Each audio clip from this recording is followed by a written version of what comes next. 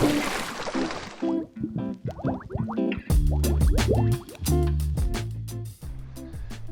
morning and welcome back to the channel. Today is episode 8 of the Spooligan BeachCast. And if you look closely in the background, it may give you an insight of the venue we're at today. Yes, you've got it.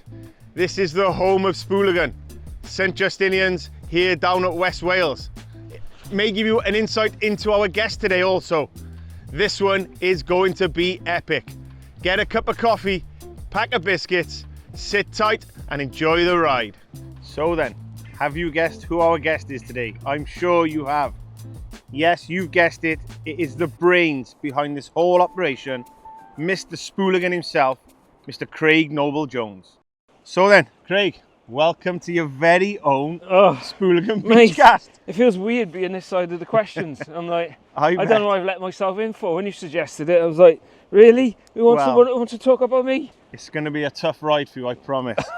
Cheers. So, how's things anyway? How's life in general? Busy, which, taking time out to come fishing, I need to do it more. You know, it's definitely... That's part of the brand, isn't it? Well, that's the irony of it, fishing is what got me here, and Spooligan's now the thing that's stopping me being here, but yeah, I'm not complaining, you know, it's all good, it's fab. We need to do a BeachCast every week with you then, get you out fishing more. Yeah, something like that. So, are you looking forward to what I got in store for you today? I don't know. Obviously I haven't seen any of these questions, so I don't know anything about it, so it could be quite revealing or it could be quite taxing, but either way I'm sure we'll have a laugh. So go for it, mate. Fire away. Right then, I'm not going to hold back on this one. Okay. I've known you for a very long time. So first question we always ask on the BeachCast is, Craig Noble-Jones, the man behind the rods. Tell us a bit about yourself, away from fishing. Yeah. Tell us a bit about yourself, what it is you do and when you do it. Okay, well, I'm currently working as a control room operator in the chemical industry in a terminal in Barry. So basically, I load ships and lorries with chemicals. Been in it about 9 years. Prior to that, I was a designer, working in various industries, packaging, nutrition industry, things like that. So my background is design. I studied industrial design at university, but because of the sort of salaries involved in the chemical industry, I moved about 9 years ago. But yeah, nowadays I find myself doing 2 jobs. Very interesting life by the sounds of it. Busy, but interesting. Busy is beyond, because the other job is a shift job, so it's days and night shifts and things like that. So it's and life's getting busier, I guess. Just ridiculous. The people around me are concerned at the hours I'm doing, but it's par for the course. I think when you start a business, when you start a brand, that's what happens. And watching it evolve, it's going at a very rapid pace. But look, we're going to get into that later on anyway. Okay, all right. We've known each other now since we were very, very young. Yep. And for me, this sport is a huge passion. What is it that you think that keeps that fire burning inside of you? Oh, it's the unknown, constantly the unknown. The excitement. I still get it now after 40 odd years of fishing. Yeah, we've been doing it a long time. You just don't know what you're going to have that day. You turn up, it could be a blank, which quite often it is with me, or it could be a 7 pound, 3 ounce pollock from this mark over there, this very on mark. A little rod on tiny piece. You just don't know. And I think for most anglers, it's that unknown of not knowing what you're going to have. Think of Scotland. Yeah, we went with excitement going after skate, but nobody would have imagined it turned out the way it did. And even though we didn't get the fish with the photograph, that experience, that adventure, that's the shit that keeps you going. I love it. I love it. It hit me hard, that one, I'll be honest. I'd rather not mention. I wasn't going to mention that, but thanks for bringing that up. Yeah. So look, like I said, this sport, I call it an addiction for me. Yeah. And I'm sure my wife would agree with me. What is it for you? Is it pleasure, passion, addiction, obsession? What is it? All of those things, but recently it's become a business.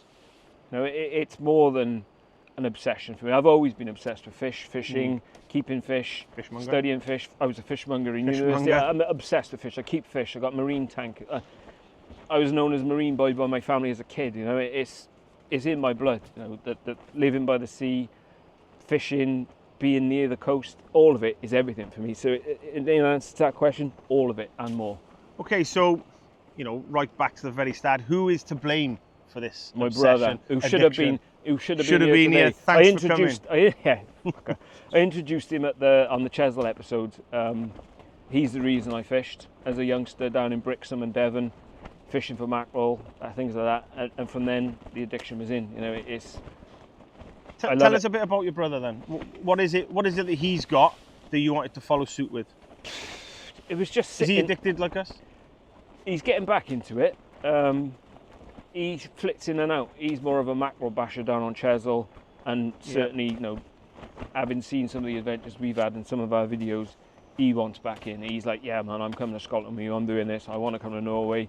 So, you know, he. It's always nice to have somebody with the same passion. I mean, we know we've got now John Wood now, who is part of the Spooligan team. Yeah. He has the same passion and drive as we do. So having more Spooligan team members come on board is, you know, it's fantastic for us, and fantastic for the brand. Having driven this morning with John, you know, I see him as an asset to the team. Some of his ideas, his thinking, certainly his carp mindset, is nothing but an asset for Spooligan. You know, that's what I always want to do is get bits of information from people, how Get in the people mind fish. of everyone, innit? And like the carp stuff massively interests me. The sort of level of detail, the precision, the tactics, I love it. I think carp fishing has had a huge impact on the whole of the fishing, not industry, but of the sport itself. Oh. With some of the innovations they're bringing to the table. And meticulous detail. You know, and that's where Spooligan, not copying them, but moving on from them and trying to bring some of that innovation into the borrowing some into of the that, industry, isn't it? Yeah. Borrowing some of that level of detail into. And I think having them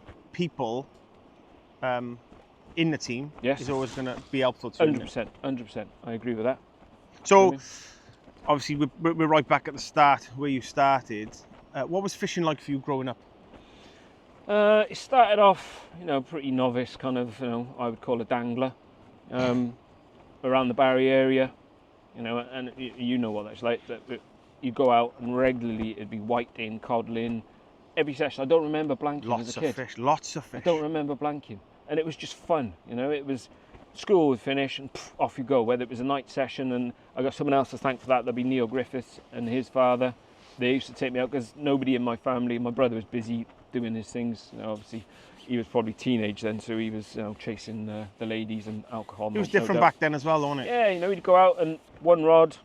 I think Neil's dad gave me my first ever BeachCaster, and I just loved it, even from then, you know. And as soon as we met in school, weekends and that, we just couldn't wait to get out. Took over our life. Couldn't wait to get out. It's mad. It took over our life back then. It still does it now. All these years on, and you know, the passion's still there, isn't it? Yeah, definitely. So, do you have yearly targets? Yeah. Did you have yearly targets back then?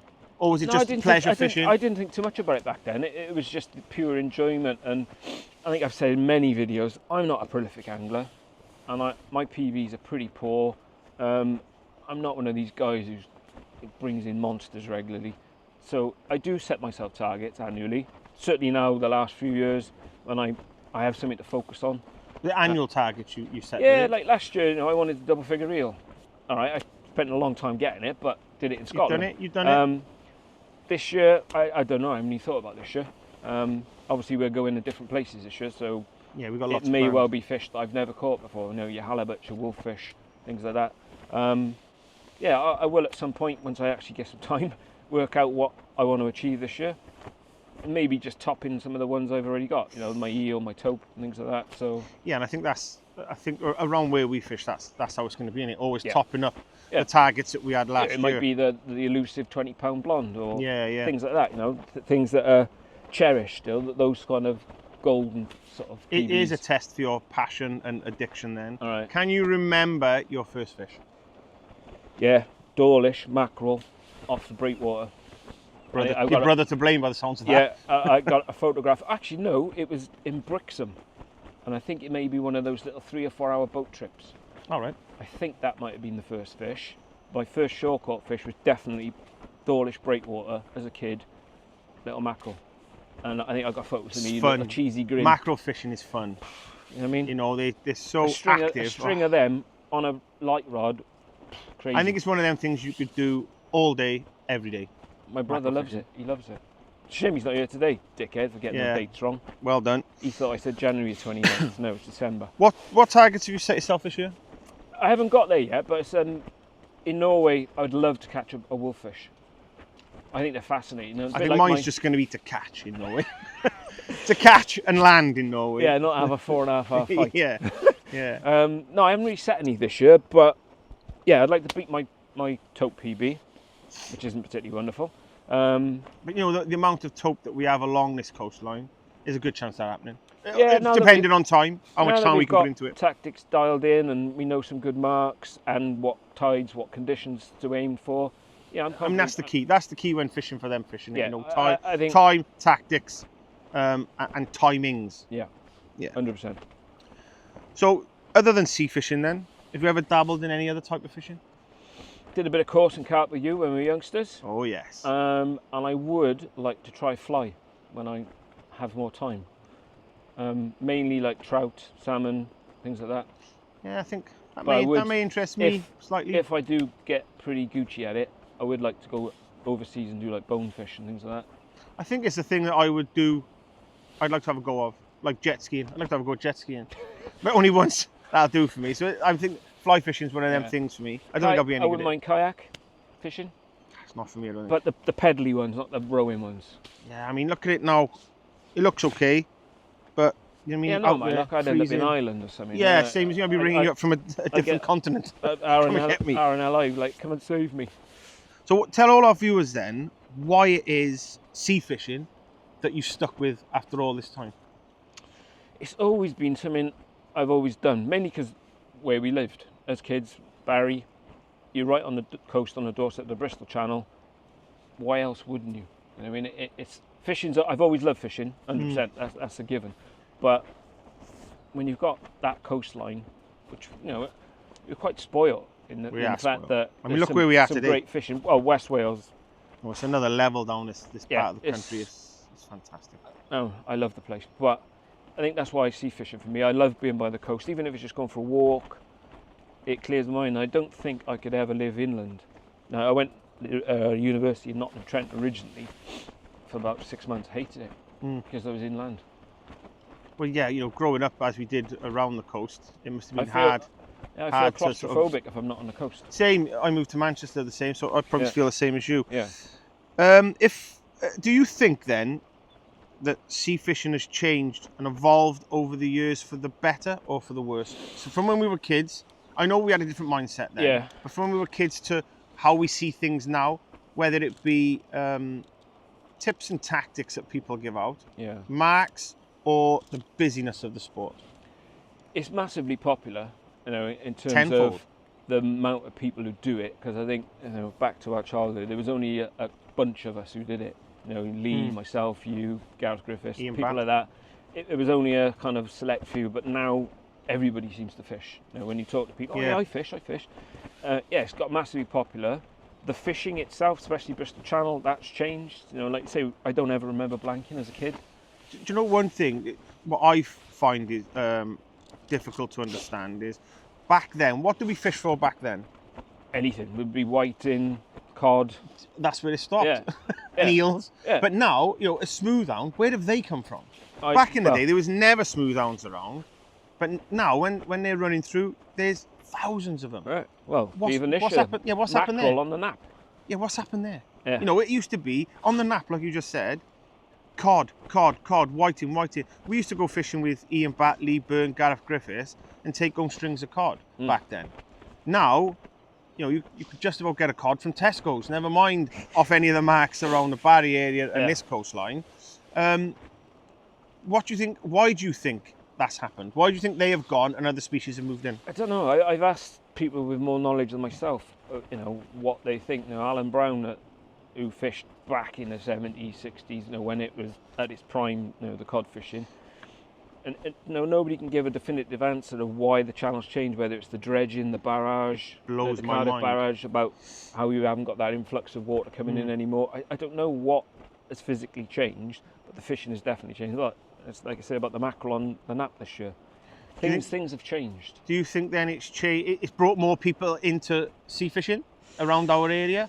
Or do you think it's something else that's brought these people here? I'm not sure. I think things like lockdown have changed people's mindsets on That's having changed. outdoor pursuits. That changed everybody's mindset. When everyone became housebound, people were looking for things to do and couldn't wait to get out. And I think there's been and certainly carp fishing as well. I know everyone I speak to is a carp angler nowadays. Carp fishing has gone 20-fold, never mind 10-fold.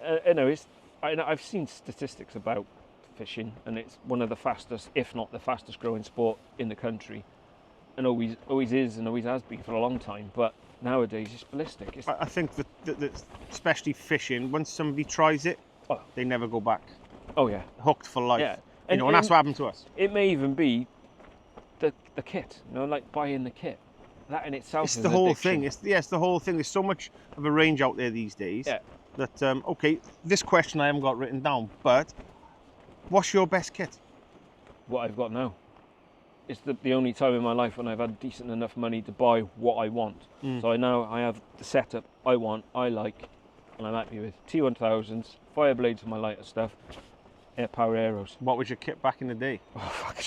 Listen, so I ask you that question. Yeah. If you asked me, I don't know. But if you could tell me what my kit is, because your memory is huge, I can't remember yesterday. No. You can remember where we went, what bait we had, and what rods I had. The first rod I really, really enjoyed was a Daiwa, I think it was Moonraker. Classic. Paul Kerry, is it? No, I couldn't afford a Paul Kerry. What was his rod He may called? have, mate. No, Paul Kerry. Supercast. Paul Kerry Supercast. Yeah. I've had other Daiwas with aluminium butts. We used to lust after Ziplex. Oh. If you had some decent money, it was Centuries, the ones with the short butts and the long tips. Yeah. And then we had some nice Abus, Abu Zeus. We went through the kit, Ambassador. But wouldn't like to think of all the kit we've had since then. But just think a £200 rod then was expensive. The Abus that you mentioned. I mean, I can vaguely remember having them, but Abu Zeus, what a rod! I can remember like how excited we were. Yeah. A red burgundy diamond wrap finish. on it. Yeah, what a I rod. remember. That was lovely. And then Lee and you guys were getting into the Coniflexes. And good rod. Wow. Different level again, wasn't it? Remember Lee saying to me, "I have a cast of this Scorpion Sport or That's SLS or something." Jesus Nemesis. Christ, it's like a scaffold pole. SLS, yeah. Beast of a rod. Yeah, no, things have moved on a lot since then, though. Hell yeah, composites and things like that. Some of them rods are still available, but people like the Ian Batts, the Lee Burns, and all the old anglers from back in the day when them rods were at the height of the fishing tackle industry. Yeah. They haven't gone back to them. They've moved forward with innovation and all that. So rods are so much lighter, so much easier to handle nowadays. Yeah. Those Coniflexes. Don't get me wrong, still a great fishing rod, but I think Gary was telling me they had a lot of glass fibre in them, which made them heavy. Saying that, they were a heavy rod. I guess compared to today, they're going to be a heavy rod, but back then, I never thought nothing of it. No, we didn't. It was just one of those things. We didn't know any different. Same as reels. You didn't, an Abu Elite, what a reel that was. Yeah. Or the CS Rocket, things like that. They were the pinnacle of fishing. That's what you had. Yeah, that's true. And we used to convert reels. All reels had level lines, round the Lee Burns, Axor, Lee, get on this, mate. File it up. He'd turn a little CT bar for me. I had a Silstar reel. It was like a bag of spanners. It was shit. Silstar, what happened to them? I don't know. Maybe I don't know. I think they became a bit of an Argos brand, didn't they? And not really good. So look, I know again you're going to want to talk about this one. Okay. If it wasn't fishing, what sport would you be doing today? Ooh. I think I know the answer because we briefly were speaking about it earlier on. Physically, if my body could handle it anymore, I'd still be playing rugby. It's the only answer I was expecting. Yeah, I miss rugby, and I think when I had my sort of mental health dip about 8-10 years ago, it coincided with me retiring from rugby, because I had this conversation with John in the van on the way this morning. I lost my identity when I gave up rugby. I was always known as a rugby boy. I grew up as a rugby boy. And you had a collective, a brotherhood of friends on and off the pitch. It was my life, and I was always, on a Saturday, you go out, have a few beers after the game, you'd be in your shirt, tie and your blazer, and you felt, it was me, it was who I was. When I retired, I was no one. I didn't have that social aggression, or that, social aggression is the wrong word, that social kind of landscape to go and be in, and I didn't have that on a Saturday, get their aggression out of you. Yeah, I lost we had a good group of lads, in that group as well, didn't we? Away from fishing, I tried to dabble in a bit of rugby failed massively. Just used to watch you boys instead. I was a footballer, but was you any good at the sport? Give yourself a rating out of 10. You know Be me. careful. You know me and my own self-confidence. No, I wouldn't say I was very good. If I'd have been about 4 or 5 stone heavier, I'd have been lethal. But I was too small. I used to get picked up and thrown around. Okay then. So our good friend Justin Davis was a rugby player. He thought he was the best thing in Wales. If we ask him to give us a rating, he's giving you 12 out of 10. So if we're going on that scale and Justin's scale, him being a 12 out of 10, you know, you've got to be a good 8.5, 9 out of 10, easy. I think anyone who played with me would disagree, especially in the outside halves who received a pass off me. They'd probably. I was an rate it low. outsider pretty much, so I could just see the things that you would do, which I think, yeah, that was cool. You know, our mate Emlyn, people say he's a great rugby player, and in my eyes, pick the ball up, run down the line, and drop it. Easy in my eyes. If you can run, you can play as a winger. Sorry, Em, but that's how it was. That's how I seen it. He anyway. don't watch it, so don't worry about it. He's too busy. So look, you know, moving away from that bit of a giggle there with the rugby. I know as Spooligan, we've got some huge plans over the next couple of years. You know, we've got our Norway trip coming up very shortly. Oh yes. We've got a repeat trip to Scotland for the unfinished business. Definitely. That's going to be a great video when it comes out. You know, I know we've talked about Forteventura maybe next year. Yep. And I'm sure, I've been speaking to some of the other Spooligan lads, there's plans that they want to put in place for us as a team. But have you got any personal plans for yourself or for Spooligan? At the moment, it's just treading water, surviving, because it's so busy, and I need an 8th day of the week. Because when people, you know, when people ask me, because you know, loads of Spooligans and loads of sort of friends I've made through starting Spooligan, they'll message, oh, how's things going? And I'll say, look, I'm just so busy. And like Paul, down on Horton, down in the Gower, he keeps asking me to go fishing all the time. Sorry, Paul, I'm not putting you off. I genuinely just do not have time. And you know, any time that I get, it's generally coming with you guys, do a video, or just to have some downtime. 2025, just try and find more time to fish. I've told you about some of the projects that are in the pipeline. A couple of them I'm very, very excited about. We're going to get into them shortly, don't we? you? Oh, okay. Don't you worry. That's what they're all waiting for. They're not interested in anything else. I can't tell you what they are. But we're getting into that. No, you got to. Oh. This is the BeachCast. Okay. No, we'll leave that up to you. Look, so I want to get deep into the mind of Mr. Craig Noble-Jones. Oh, you don't want to go there. and into the real mind of you know, that up there is what this all is. So, and I'm sure everybody wants to know the ins and outs of Spooligan. Okay, I'll try. So you just tell everybody where Spooligan started. I know the story, obviously. I designed, or wanted to design, a bait box, a bait cooler that fitted perfectly on top of a seat box. It was like suitcase sized. So you can fit your launch, your blueies and things in, but it's not a great big square box that basically is an adapted camping box. I wanted a fishing specific box. So I set about this project and I researched composites, and you know, I'd gone down this whole rabbit hole. Yeah, I got a working prototype. It cost me 1,800 quid and quite a lot of hours. And it was one of those projects I spent more time wondering whether I could do it rather than whether I should do it. So I got to the end of it, had this box, lovely, worked, used, and I still got it. It's at home. It did work. It did work. It was a good box. It is a good box. Do you think, though, having stepped back away from that now and seeing what's on the market now, do you think there's a need for it? Oh, no. No need for it. At the time, we were all buzzing, thinking, this is the need. You've got that Cedra soft one there, that Epic. The flexible one.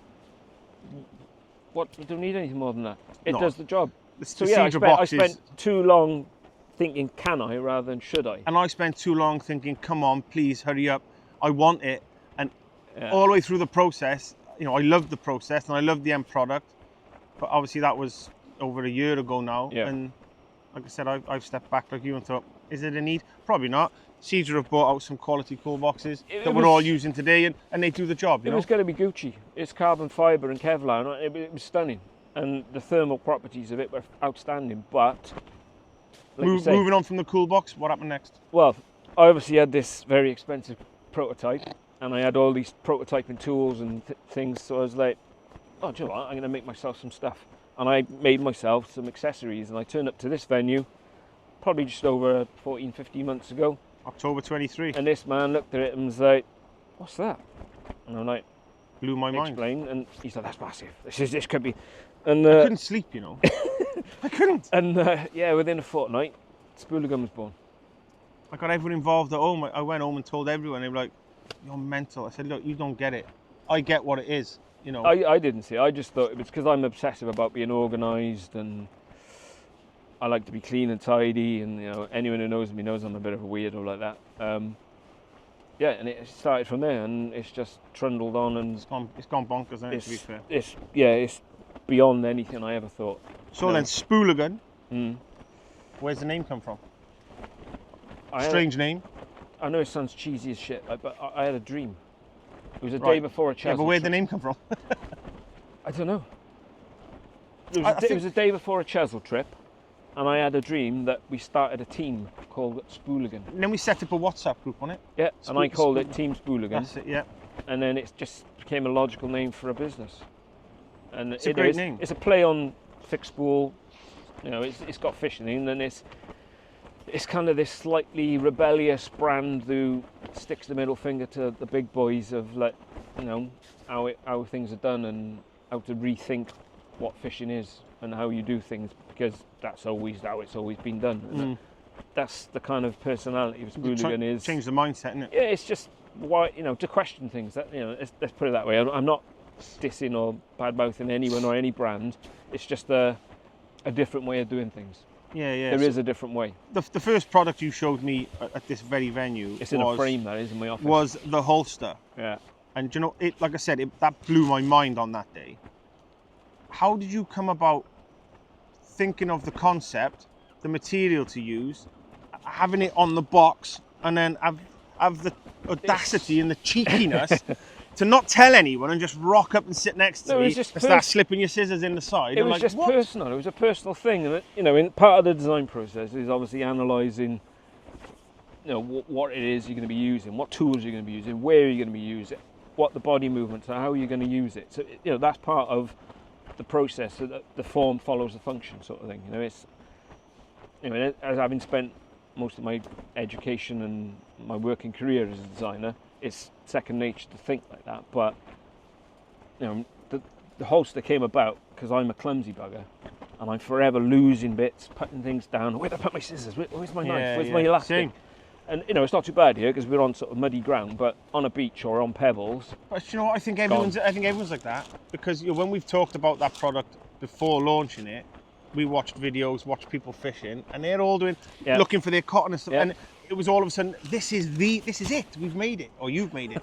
And I mean, do you ever envisage it was going to be so big as a company? Not at all. I mean, look, the potential of the company is astronomical.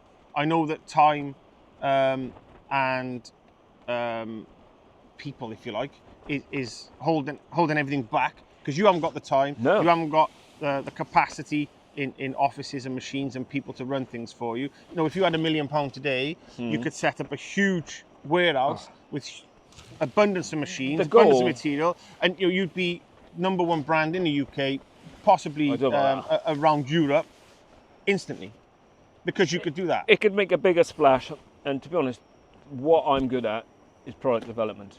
I mean, correct. The saleable asset of Spooligan is this. I mean, it's not. Yeah, it's not the fact that Spooligan is 3D printed products. Yeah, that's what it is. But yeah, without that, Spooligan is. And I know there's others doing it, and you know who you are. I've seen your stuff, and but the innovation's not there. Listen, people who just copy things. Let them carry on. Let them carry on. I know how much work's involved. What so people need to do and realise is, if they're going to copy something, do it slightly different and make it better than the last product. Yeah, that's what we haven't copied something. We've made something that was out there far better for everybody than what was out there. I actively encourage people to do the same. And I'm not bad mouthing that other brand. Go for it, but at least. Yeah, listen, it's an honour. I say. Yeah, it's an honour for people to try and copy things. It's ultimate form of flattery. It spurs everyone. It certainly spurs me on to be, an ambassador for the brand and shove it up. Really, that's what I say. The stuff I've got coming is no one's doing it. No one's doing what I'm going to be doing next. You know, knowing you on a personal level for 40 odd years now, I've always known that you've doubted yourself in everything that you do. You know, That's day changing. one you doubted yourself. Yeah. And it took me some time to talk to you personally as a friend and as a sort of business for you to realise what you actually had. Do you think that doubt is still there now? It's slowly eroding. I got to admit, it's got to be. The confidence has got to be there for you. I was chatting to John about it this morning. Some of that has come from doing this. I never wanted to be this side of the camera. Remember we had this conversation? I remember the first video where we spoke. Once you launch a brand or a company, it's kind of expected to have a social media profile. So hence why the YouTube started, things like that. I always said, I'm happy to be that side of the camera. I enjoy the creative side of filmmaking and things like that. Love it. But obviously when your business went ballistic, you were busy with that. So I had to sort of do it. And it's actually helped me. I feel more confident and... You've definitely grown. I can see growth and in you, 100%. to not be crass or anything. I don't give a shit what people think about me anymore. No, and I don't mean it as in I'm cocky and full of myself. I mean as in. But you know what? This is who I am. This is what I do. If you don't like it, don't watch it or don't buy it. Do you know what? We're too old for that. Yeah, maybe that's what it is. Maybe it's an age thing. You know. I don't care what people think, and if I enjoy doing this, I'm just going to carry on doing it. I honestly think it might be an age thing that as you get older, you learn a bit more in life, don't you? And you kind of. You're less worried about... You tend to worry about things that are important. Yeah. Not people saying things about you on social media. Yeah, no, writing things on the back of your van. I don't even have a personal social media profile. I can't stand it. It's very childish in my eyes. Look, for me, you are a design genius, right? And I've always said this. I don't know. And I just love being part of the process, the growth of Spooligan. I just love it. I live and breathe the brand, and I'll do anything I can for the brand, right? So how hard is it, tell everyone now how hard it is to sit at home, come up with an idea, put that idea onto paper, put paper to computer to a 3D printer and have the final product? What's the process of that? How hard is that for you? It depends on you've got to think you've got to think of products constantly to keep the brand going. So your head must be 5 times the size of that. I've got quite a big head. It's got to be huge. It's that it never switches off. I'm constantly, anyone who knows me, like, has been close to me, knows I don't switch off. I'm 24/7, always. I've got pen and paper next to my bed. I'm always. Have notes on my phone. Sign of a good businessman. It's constant. It's always constant. I know the feeling. The issue I've got is time at the moment. No one ever expected Spooligan to do what it's done. I mean, it's in Sea Angler. It blows my mind. I've got a slew of projects that I want to get stuck into. I can imagine. There's two, and the process can vary from each one. Sometimes you can nail it, bang, first go. Bosh. Some of the products have been like that, haven't they? Some of the products you've had, some of them, first go, whack, done, on the shelves next week. It's been literally weeks of testing. Others, months. Like the one I'm working on now, I've gone back and forth with people, test this version, new version, redo it, and then it could be months. Have you ever had that eureka moment where you've just sat at home and all of a sudden you've gone, this is it? I know you have, because we spoke about it before this, and there's a eureka moment coming that's going to be launched shortly. But other than that product is not launched yet, the products you've had now, have you had that eureka moment? I wouldn't say it's eureka, but you do kind of, during the process. Okay, have you ever got so excited that you cannot wait to get them machines running, to get it made and get it into the... Every time. Perfect answer, that. Every time. It excites me. I'm a creative person. I thrive on that process. And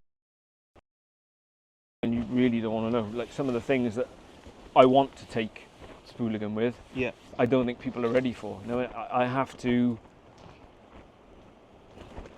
slowly drip feed out kind of where I'd like things to go. What I think fishing can be, where I think we can borrow influences from, and sometimes I think I might be too out there for people, so I've got to tailor it for. Got to rein yourself in. Yeah, slightly. And I mean, I some of the stuff that I come up with, people are like, how the hell does your mind work? And I'm like, you don't want to know. And this is how I think. I see you all the time. I speak to you all the time on the phone. Yeah. I've known you for all this time. I see that in you. crazy. I can't sleep sometimes thinking about what you're thinking about. So, listen, what's your best product to date? All the products that you've launched, which one do you, not so much which one's doing the best with sales and so on, but which one do you like the best?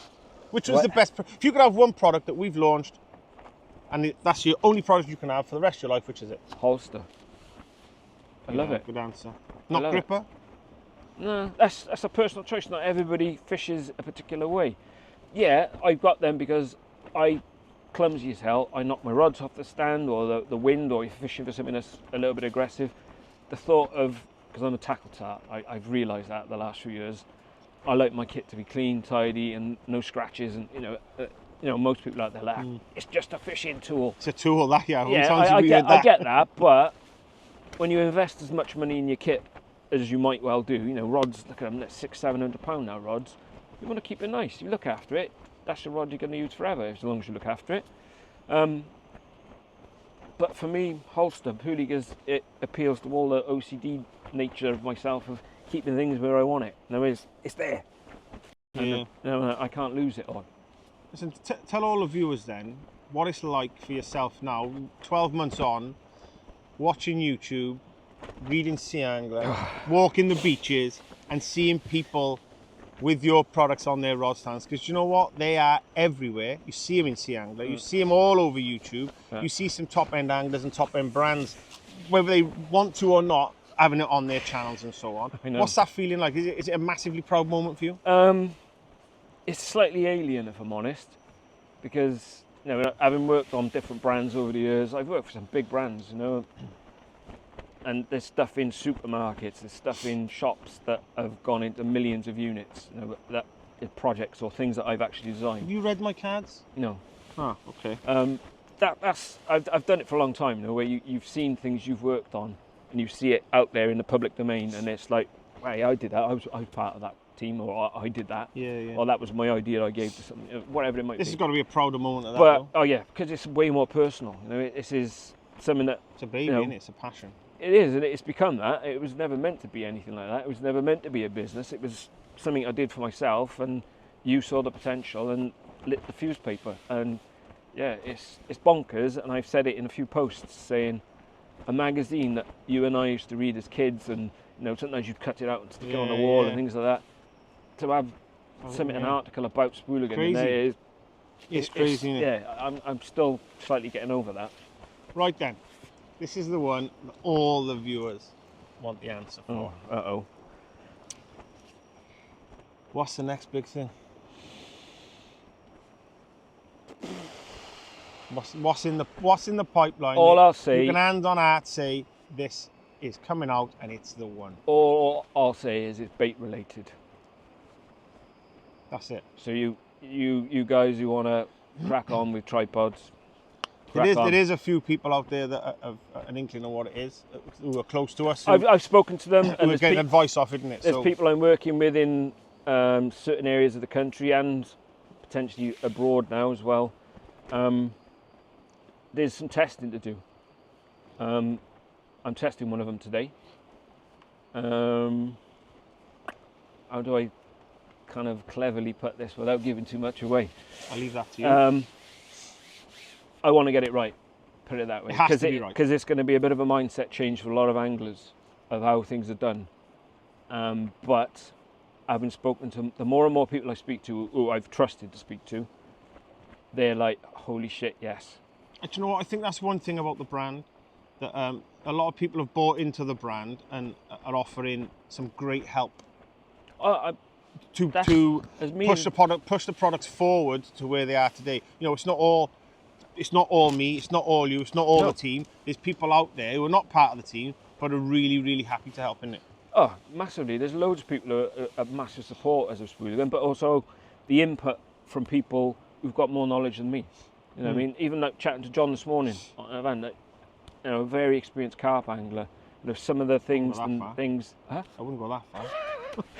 Some of the things that, you know, I'm a sponge. I love absorbing information, people's experiences, you know, fishing with Gary, fishing with Darren, you know, the stuff that I've learned from them in a couple of sessions has improved my fishing no end. Yeah. You know, and like the more people I fish with, the people on the BeachCasts, and they all know who they are. It's only improved me as an angler and as a designer. So the BeachCast has done exactly what I wanted it to do, is linking up people in that mindset and learning from them. It's exciting getting everyone involved in it. And I've loved going around the country. It's got me out of my sort of geographically restricted area of the Bristol Channel. I think 2025 is going to be a big year for that. For some of the guests that we have got planned. Yep. And I'm sure after this BeachCast, there's going to be a lot more want to get involved, hopefully. But look, I just want to go back to your creative side slightly. Okay. Other than Spooligan, you touched on earlier that you've been involved in some other designs and design teams. Yep. Can you give anybody out there a design that you've designed that's in the shop so that they can walk into a shop, see that you're involved in? Right. That they may recognise on the shelf. I don't know if they'd recognise it as mine, but a project that I did, 25, 26 years ago. I was working for a packaging manufacturer down on the south coast in Gosport, and one of the projects was to do with baby powder and like the packaging that went around it. So all I did was, I didn't have kids at the time. I went and spoke to some of the girls who worked in the building with babies. Right, do you do formula feeds? Yes. Okay. What are the issues? And just understood the process. Understanding what it is they do. Anyone who's got children knows that you get the formula, you got to level it off with a little knife. It goes in everywhere, and especially if it's like a midnight feed or a dream feed or whatever they call it, you're normally tired. It's going all over the place. So I designed a concept for a lid that held the scoop inside, and inside the lid was a little leveling scrape. So it was all compacted all in there. So it was clean and sterile. You're not like that. I bet there's into the thousands of people out there that know that. I will never get any credit for it. No, they'll know it's not the yours. Company I designed it for, the company I designed it for, I presented it to the board. I actually presented it in Finland, in Helsinki. I went, Espoo, the place was called. I went to the thing, I had to present it in front of the board, like the big wigs of the company. I gave them the concept, they loved it, and then took it to one of our French factories, and the next thing I know, it's on the shelves about 18 months later. But no one will ever know that it came from me. Now I've done stuff for McDonald's, Nestle, things like that. So there's been some big projects I've been involved with, but it'll never be it'll never be accredited to me. That must be another proud moment when when you're walking around supermarkets and go, I was involved in that. Yeah, not as big as this. Yeah, there's people out there who've done way better projects, and but look, without them things, maybe this wouldn't be. Oh, of course. You wouldn't have had the drive. All of that experience that I've gained throughout my career has given me the sort of, the protein on about the process earlier. The process to me is natural now because I've done it so much, so often, to understand how people might use it, how people might want it to perform, considering it when it's being used, when it's not being used. There are all those factors you've got to bear in mind in the process. So, talking about time frames of processes, it could be really lengthy. Yeah. Well, yeah, I mean, I've seen some of these products take months and months and months to come where they are today, and I'm sure some of the new ones are going to take even longer. So yeah, the process isn't defined. It's when it's ready and it's right, then it's time to go. When it's not ready, I won't put my name to it. Fair play to you. So look, there's a lot of new anglers to the sport, as we spoke about earlier. Yep. If you could give them one piece of advice to move forward with their fishing, what would it be? To move forward.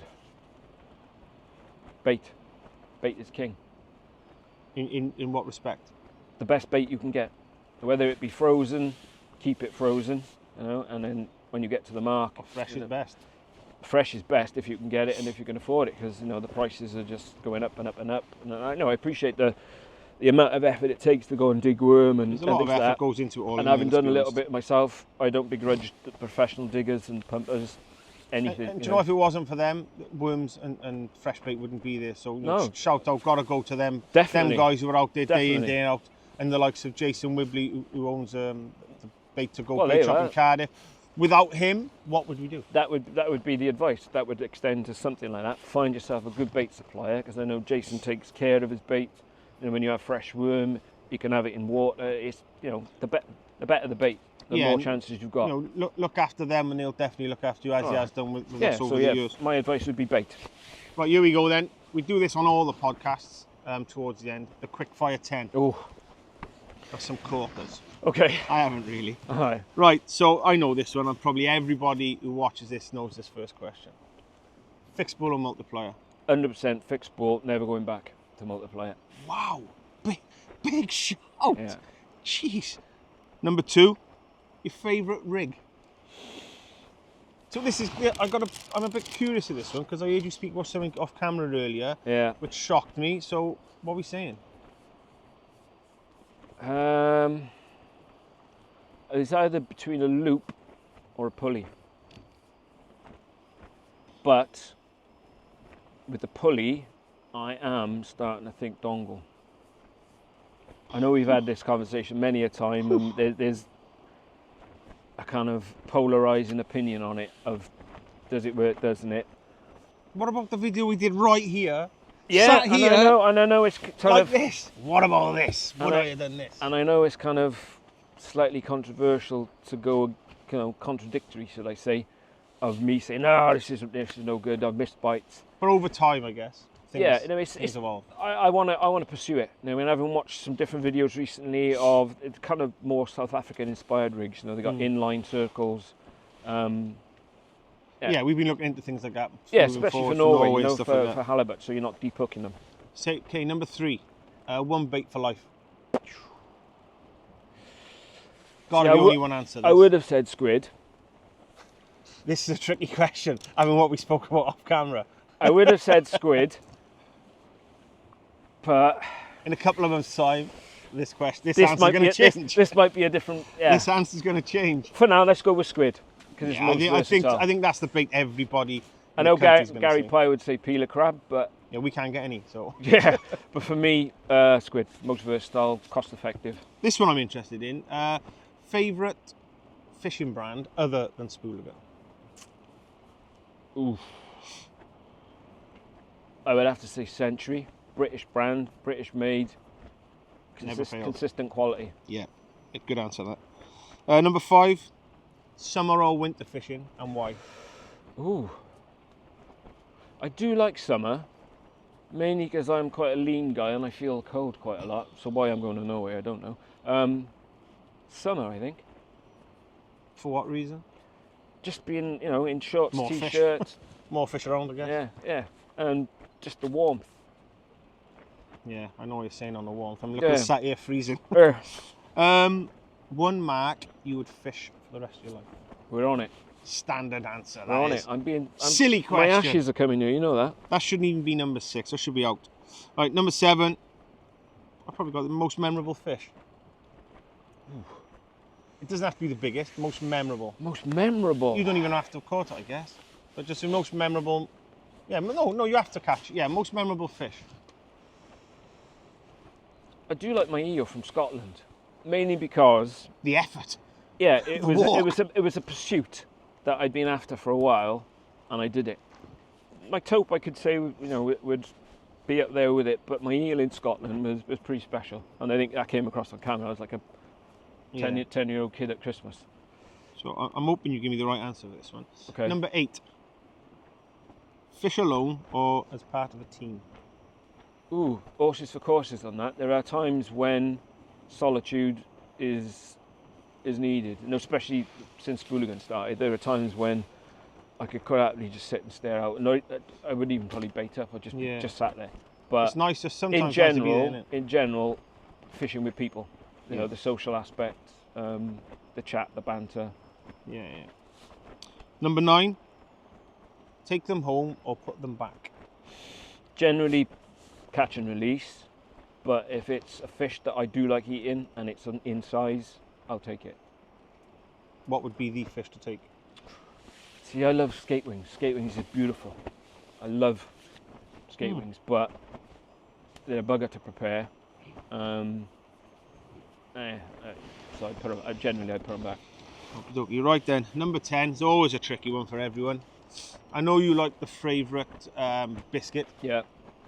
Which, everyone gives pretty much the same answer. But this one is a personal favourite of mine. Your favourite crisp. I want you to think about this one. Yeah. The wrong answer may dissolve our friendship. If it's with a beer, cheese and onion. Good choice. If it's hangover with Sprite, ready salted. Well, you're bog standard. Or if it's with cheese and things like that, salt and vinegar. Although I am no into monster, man. I am so what's it? no, plain potato crisps. Although not gonna end well, I am this. into beef and onion lately. Old school. Old school. Where'd you get beef and onion from? M&S.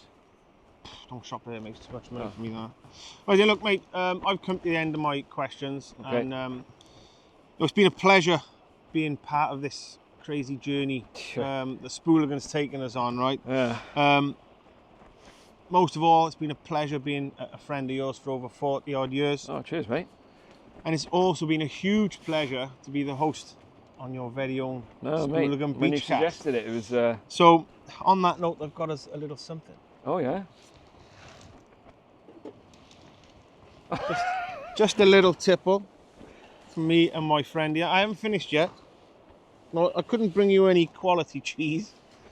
So we've got a cheeky little baby bell, right? So there's a couple of reasons behind this. I've got them written down, so I'm just going to read them out to you. So first of all, it's just a toast to our friendship and the Spooligan journey we've been on. Let's have a little swig of that. We'll eat the cheese after because it's a bit of a bitch to open. I won't jump in and add a note to your... Do you know what? There's one person responsible for this, and he knows who he is. Like, a special cheers goes out to a friend of ours who's had some bad news over Christmas period. Look, he's going to know who he is if he's watching this video. So, look, mate, it's for you, this one's for you, right? And, we're always there for you if you need us. Yeah. There you go. I've done it. Jesus, he's done it on the end. I'm toasting everyone, yeah? Mate, that one's for you. You know who you are. I just want you all now to keep an eye out on the channel for 2025. We've got a lot in the process and a lot to come.